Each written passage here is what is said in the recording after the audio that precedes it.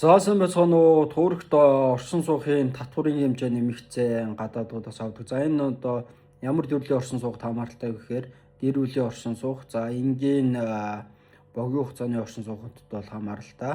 Өмнө нь $85 за нэмэх нь картны хурамч нэмэгддэг байсан бол одоо $670 жилийн хурамч. За тэгээд нэмэх нь картны хурамч гэж явна. Тэгэхээр өмнө нь усад төлөх татвар жилийн хурамч 4700 орчим лира төлдөг байсан бол одоо бол 1 жилийн орсон суух авахын тулд 31,000 гаруй лира бол төлөх тийм шаардлагатай болсон байна.